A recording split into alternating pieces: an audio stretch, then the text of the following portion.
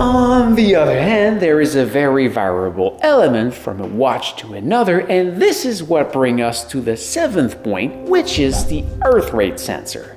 I think it's safe to say that all the sport watches that release these days, all of them have an integrated earth rate sensor at the back to get the earth rate from your wrist, and that's a shame.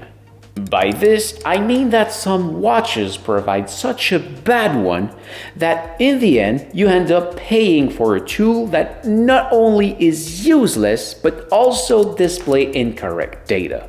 Fortunately, this is not the case for all watches, but still it seems that the experience of the earth rate varies from a person to another, depending on several factors such as airiness, the presence of tattoo, and the skin color. The darker the skin is, and the more obstacles there are between the sensor and your veins, the more difficult it is for this type of sensor to visualize your blood flow. So unfortunately on this point, as it's varied from one to another, it is a bit of a dice game to know if it's going to be fine or not.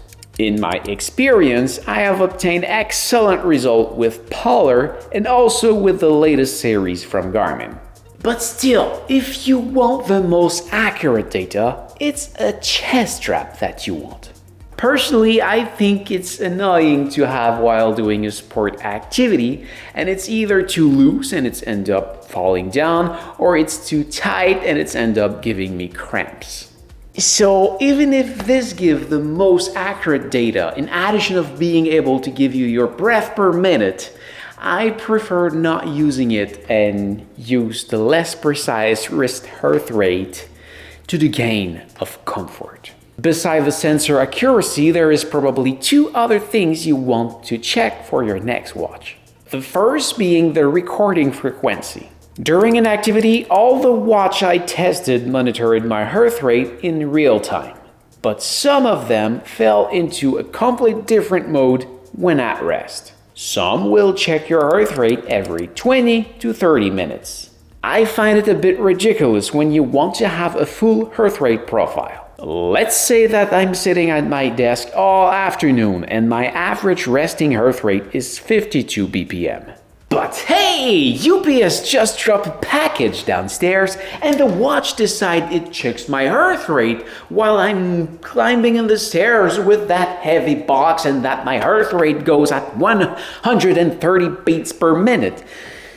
That kind of screwed up the previous 30 minutes. While when you have a watch that checks it continuously, you're even able to see how long it takes you to recover. A final point to check, and this one is very important if you plan to sleep with your watch, and it's how much of its screen light, the one from the heart rate, escape from the watch. Most are very good and we see their light only very rarely or from a very precise angle. But let's say that this watch woke me up few times because it reads every 20 minutes, it lights up very, very brightly, and it lets the light escape on the side even when you wear it on your wrist. I'll let you imagine what it done when you peacefully sleep and then you put your hand next to your head and then suddenly, boom! It check your heart rate with its bright green light. Yes, it wake up pretty badly. Oh, and this one also tried to check your heart rate even if you leave it on the bedside table. It makes a pretty great green flashlight in your bedroom every 20 minutes at night. It's really bad when the object that is supposed to check your sleep quality wake you up. Fortunately, that one was a pretty bad example, and many others work just fine. This video was an extract of the most complete sport watch purchase guide on YouTube. If you want to see the full video, you can click just right here, and if you want to see the other extracts, you can click just right there.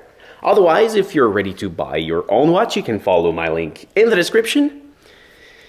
And now would be the time to click somewhere. Like right now.